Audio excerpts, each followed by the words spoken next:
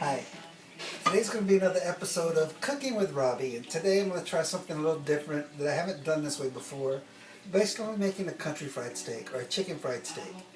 So, and I'm going to have rice with this. So the first thing I'm going to do is I'm going to get my rice started. So I've got a bowl here. Just going to turn on the heat, and I'm going to add a little over 2 cups of water to a pot. I've already put some salt in the water just to go ahead and flavor it. And then 1 cup of brown rice. Go ahead and add that in. Used to buy the minute rice, but found out that I'm getting easier with cooking the regular rice. And so it's just very simple. If you haven't done just regular rice, not the minute rice, the quick cook rice, this is easy. You just add 1 part rice to 2 parts water. You can add a little bit more water, and you start it to boil. And when it comes to a boil, you just turn the heat down and cover it and let it cook for about 20-30 minutes. So the next thing I'm going to do is I'm going to get started on my country fried steak. I didn't get the cube steak like I normally would do because someone else was shopping for me, so I thought I would try something a little different and try to turn it into a cube. So these are some thin steaks that were bought. And all I'm going to do is, first thing I need to do is just cut them in half because they're a little big. Just take a knife, just cut them in half. And a lot of this stuff I'm improvising because I don't have what I would normally do to cook it. I'm going to take my mallet.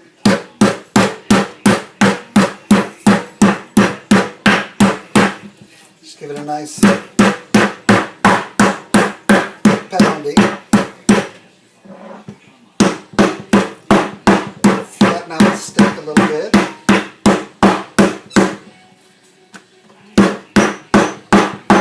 Got everything that's bouncing across the board here.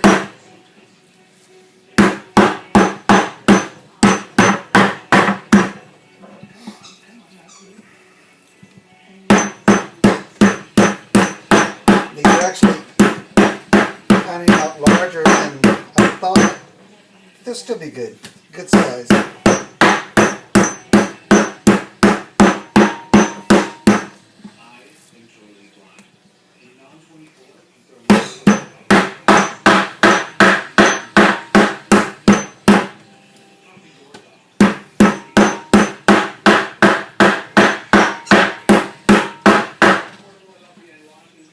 Those look pretty good. But just put this down in the sink. And what I'm going to do to that is then I'm going to get my flour ready and get my oil ready in my pan. I'm going to use a sunflower oil. It's a little lighter than vegetable oil, and it's been cooking things pretty well. I've just discovered it, and just adding enough oil to fill the bottom of my skillet.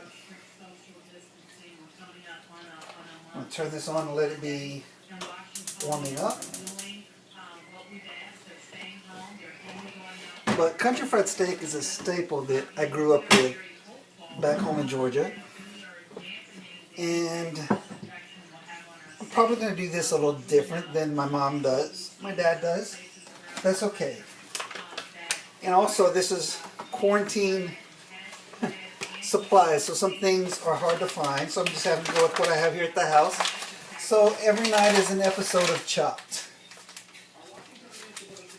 So I've added some self-rising flour, but I have some organic unbleached flour that I'm adding as well because I don't have enough of the self-rising. We'll see how this works. I've never used this before. We'll see how it works. This actually came to me from Spain, but from Italy, when Jay went there over the holidays. And I guess it's used a lot in making pastas, but we're going to try it with this and see how it works. Now, to this, I'm going to add, for my espresso cups, a little garlic powder, a little paprika,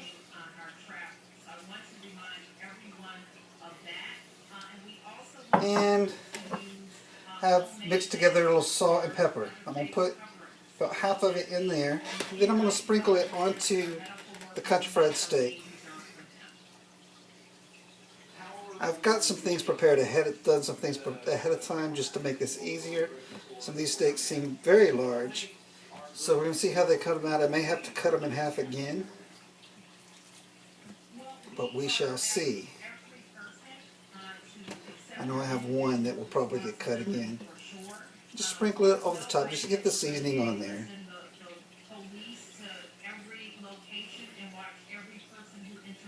Alright, the rest of it too. My flour, and I'm going to do is take and mix that flour up.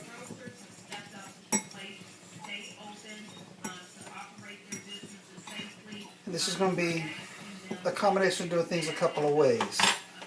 It'll be easier if I take this. Now, I'm looking over my rice has started to boil. It doesn't take long to start. Just going to give it a quick stir. Turn down the heat. And cover it with a lid. And sit it and forget it for a little while. I'm going to take the steak that I've flattened. I'm going to just coat it in flour. Shake the flour off. I'm going to do this in stages, but I'm going to coat the steaks first. And if I were just doing this regularly, I would probably use my hands. But I'm trying to not make a big mess, so I'm using the tongs. And I'm doing this way because this is going to be double coated. First thing we're going to do is coat it with just the flour and the spices. And then we're going to drop it into an egg wash and coat it in the flour again.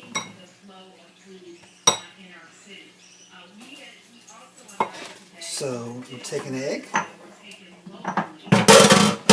as I drop one of the little cups. I didn't have spice cups, so I used my espresso cups, which work well. And I'm adding a little water to this egg. You can use milk or water. I'm just using what I have in hand. Add a little milk, add a little water, or milk if you prefer, and just beating the egg. And this is going to help the second coating of flour stick to the cube steak, the country fried steak. So we're going to just dip it in the egg.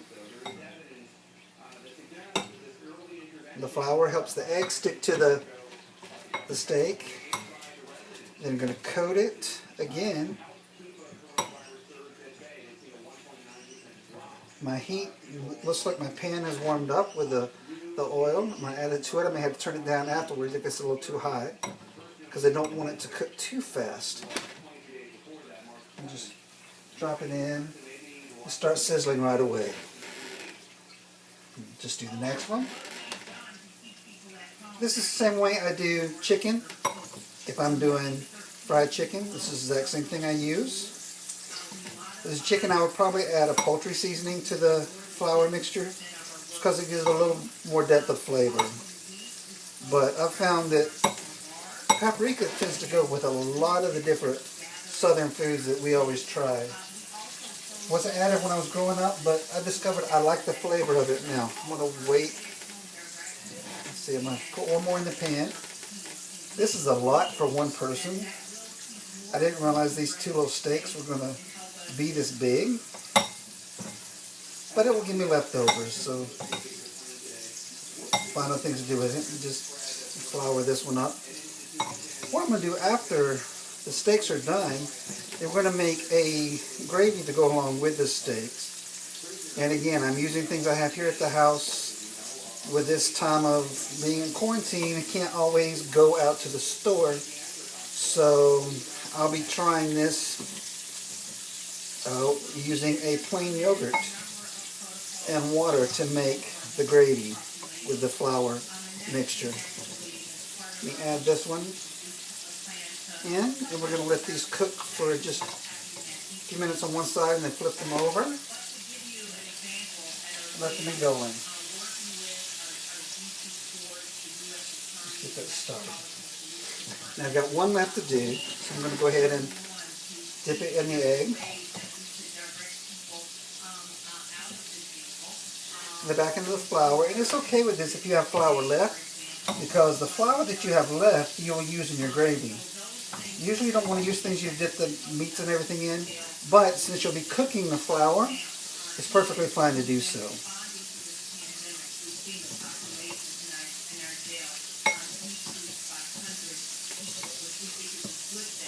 Hope everyone's doing well. This is a fairly simple thing to do. So if you can buy the already done cube steak, the one that's already cubed for you, might be easier. Like I said, I've never tried doing it this way, but we'll see what happens. I'm going to put this one in the sink and take out another tongue so I can just, and it looks like it's cooking up pretty well, like I normally would see a cube steak do. I'm just trying to flip it, let the get a nice crust forming on that. Okay, so I'm going to clean up a little bit. My commercial break, and I'll be back. Okay, we're back. Round two. I'm almost finished with the steak cooking. I've got some Brussels sprouts on cooking, and the rice is almost done. So what we're going to do next, as soon as this final steak finishes, I'm going to add the flour. I've added a little more flour to it, and some salt and pepper to the pan. I'm going to let it soak up all this stuff in the bottom of the pan, and then add about a cup and a half of water and a half a cup of plain yogurt. Now, I'm hoping when I do this, it'll make up for the fact that I don't have milk, which is what I would make the gravy out of. But, you know, using the yogurt, the water, salt and pepper, and the drippings from the pan. So this is almost done. This is the last piece of steak I put on during the commercial break. And it's just about done. The cube steak is not very thick, so it cooks a little bit faster. So it probably takes about 10 minutes to cook all of it, maybe a little bit longer.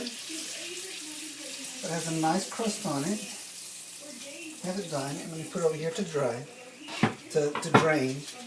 What I want to do is I want to take the flour. It looks to be about 3/4 cups of flour. I want to add it to my pan. Soak up all the oil and the drippings that are in the pan and get that started. To that, get that incorporated in, let it cook a little bit, because you know if you use the flour that you had the meat soaking in, and then you need to cook it just for just a minute. First of all, to get the flour taste out.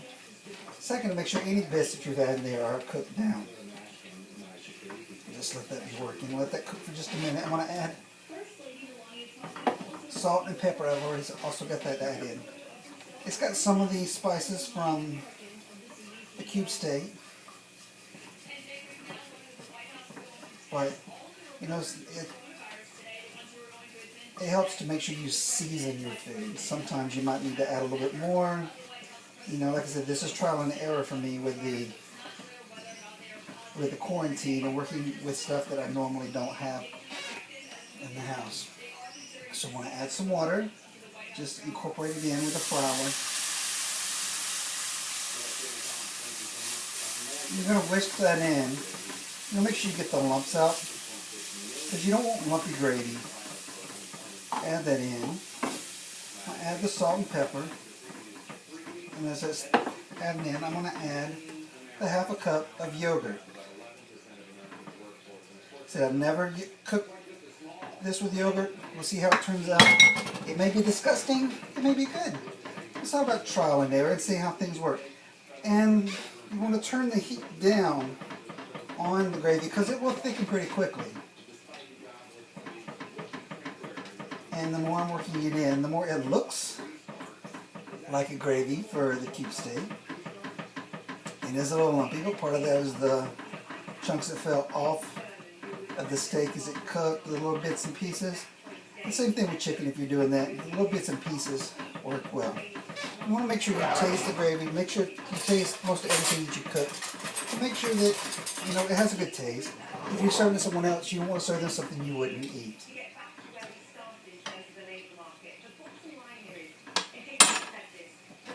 So that's good. It is a little different. It's got the little bit of the bite from the yogurt, which isn't bad. It's a different taste. So if you don't like a stronger bite, then you might not like this. But what I'm going to do, I'm going to add just a little bit more pepper to this because the yogurt, the way the plain yogurt is naturally, it's got a little more salty taste to it. Add a little more pepper.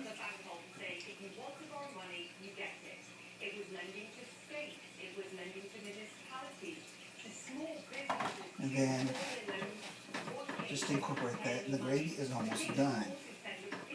You don't want it running, but you don't want it to where you can stand the whisk up in it either. So, get a little plastic spoon out. I'm going to try the gravy one more time.